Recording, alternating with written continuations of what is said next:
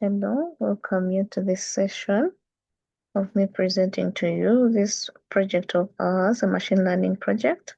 And since the last presentation, we have made more improvements, that is from a mere generic title to a broken down title. Now we have a machine learning architecture for smart mechanic, matching using binary classification for service road records in Uganda's informal automotive sector. And yeah, this is group software engineering machine learning 34.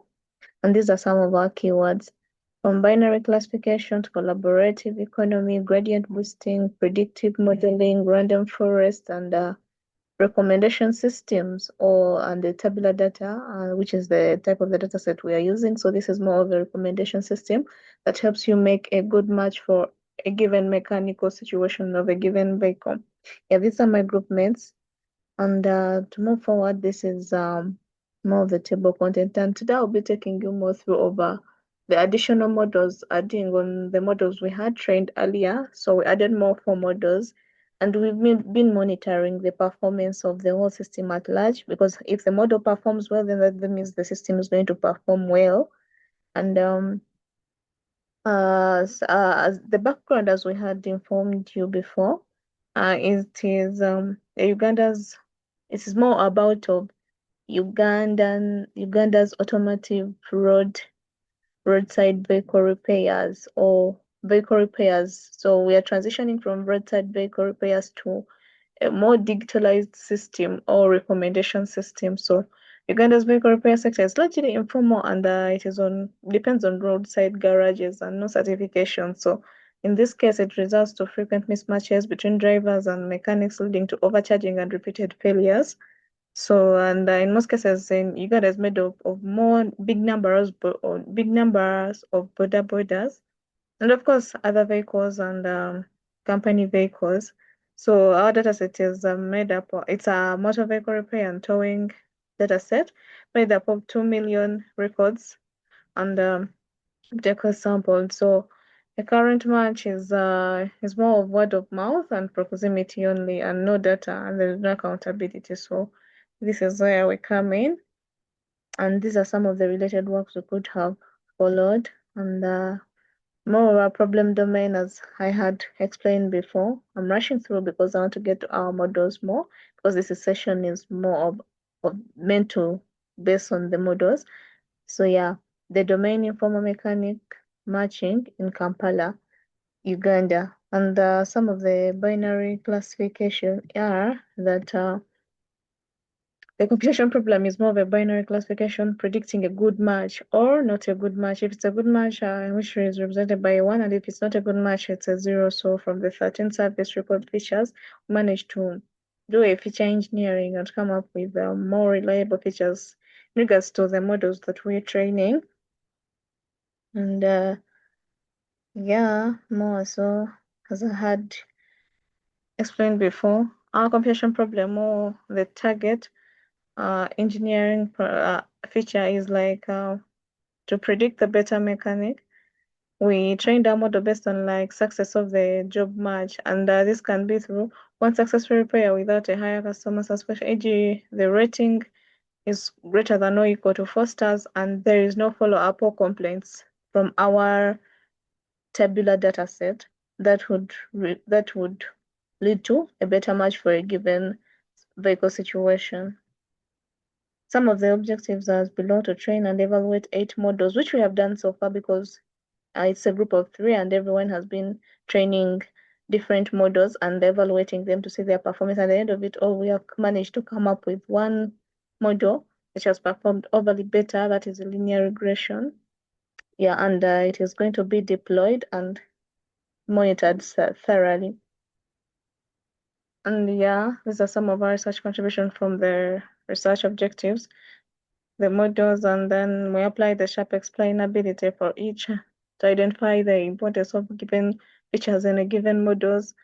And then we exposed the accuracy paradox of naive bias, and the naive bias of 0.6 and accuracy 0.02 recall. And yeah, operational is less, and we deployed the best model so far on Streamlight, which was the logistic regression.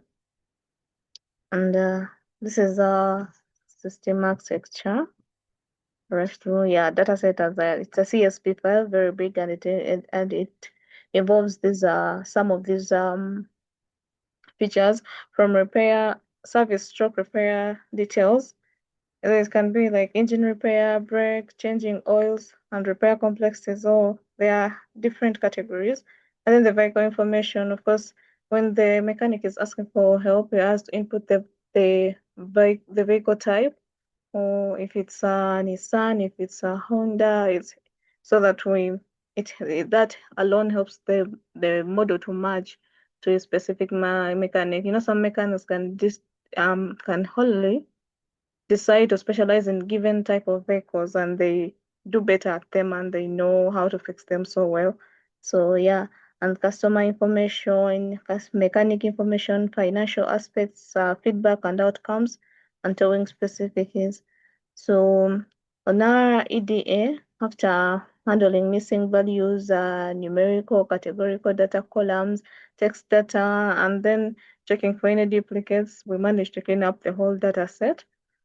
And yeah, and which brought us, we made some few visualizations as I, if from the previous videos, but this, so which brought us to the model selection. As an individual, I worked through the gradient boosting models, that is two of them, XGBoost, Light GBM, logistic regression, and random forest. Random forest, I mean, XGBoost for more of additive training and visualization, and maybe handling of the missing values, and maybe for the Light GBM, it was more leaf-wise growth or level-wise growth on these decision trees. And for native categorical support, then the logistic regression is more on it goes beyond the decision, the boosting part of our data set. And for the random forest, same applies as we're going to see.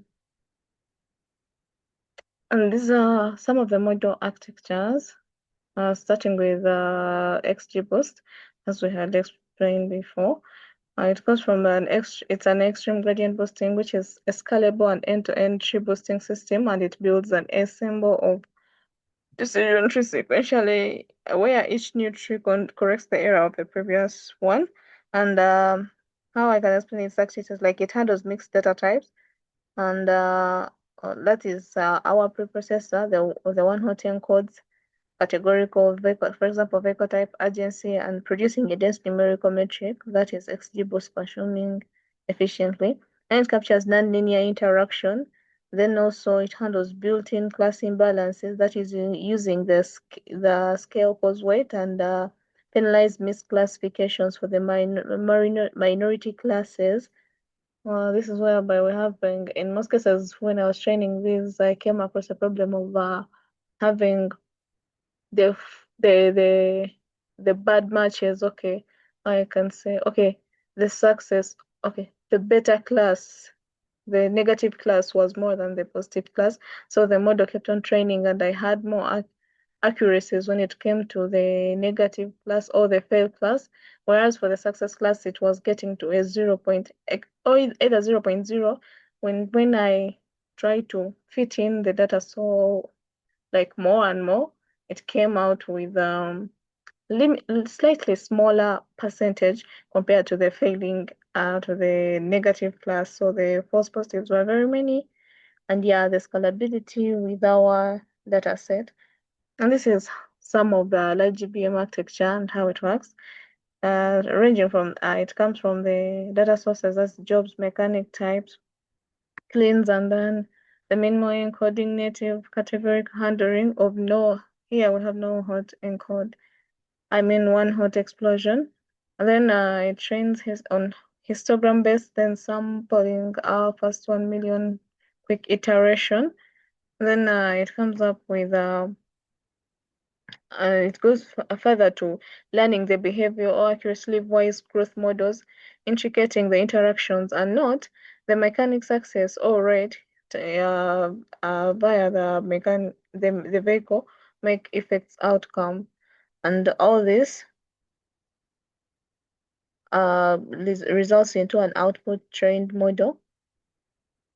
Here, lastly, and the prediction of a successful match after it has gone through that learning process.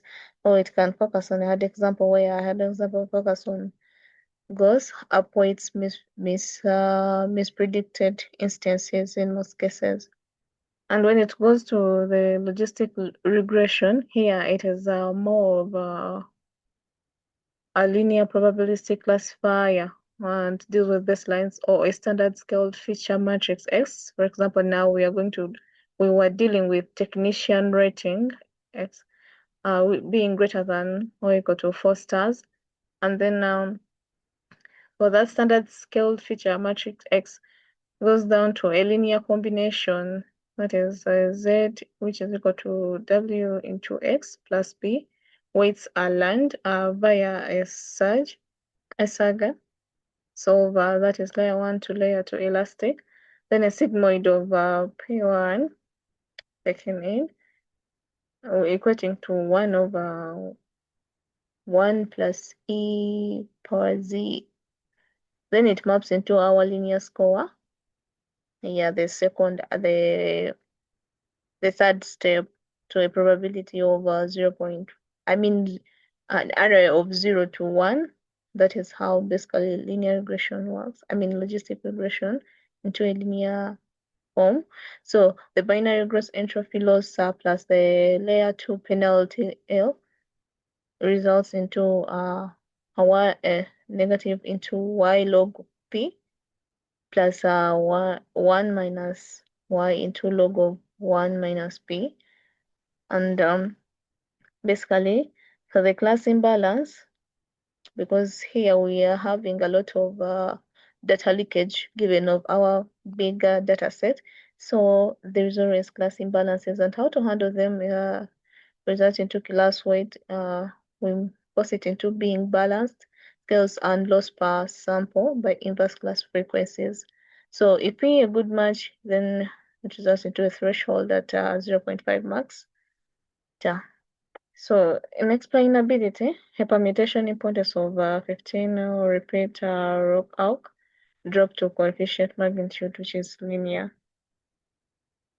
And then for the random forest, which I can say is one of the models that performed at least better compared to others it was trying.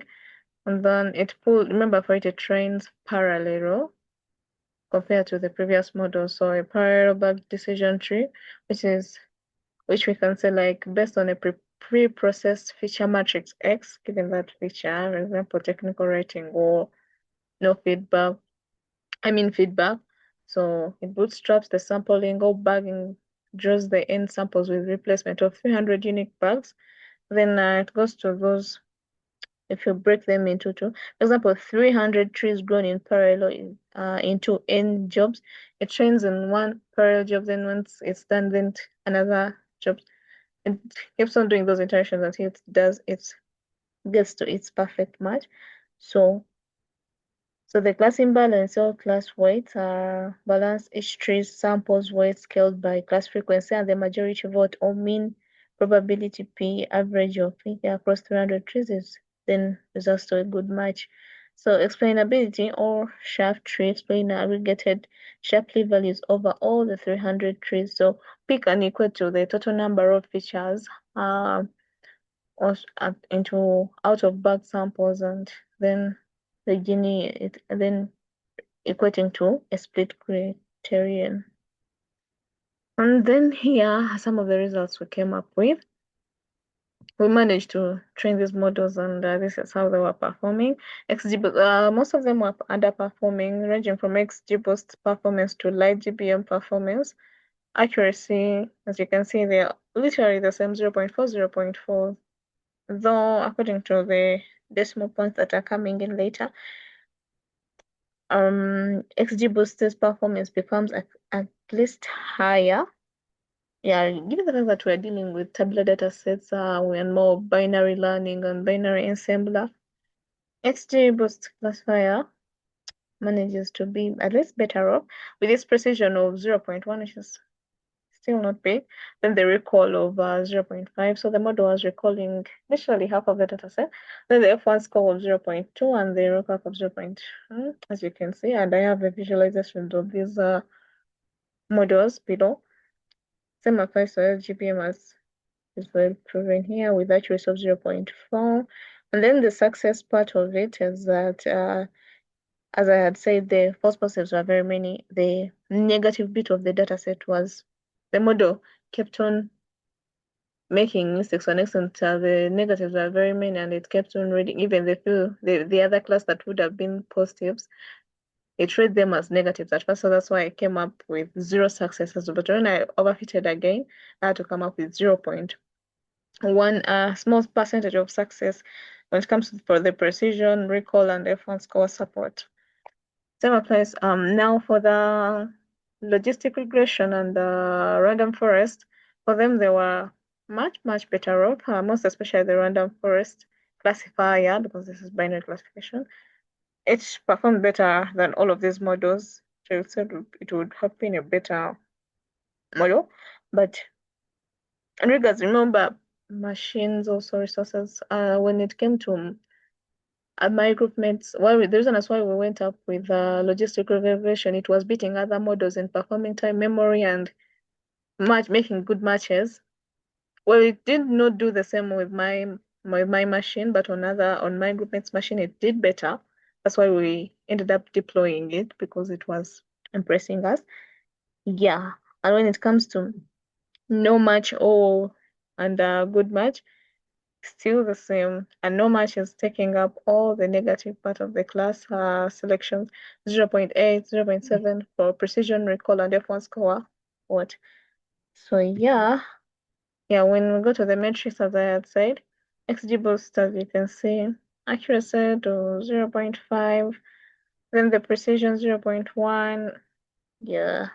And then for the confusion matrix, according to the predicted, to the true label and the predicted label, you can see we still have a long way to go. Because for the true label, if we can say the good match is 2,000, I mean 22,096 records, but then it predicted them as a no match, and 17,000 were predicted as a good match, which is not bad compared to the true label. So yeah, we can say it is trying, though it's still lacking. And then for the light GPM matrix for written fact, it didn't perform on the other metrics of precision and recall and F1 score. Yeah, it didn't perform. It had 0 zeros all around.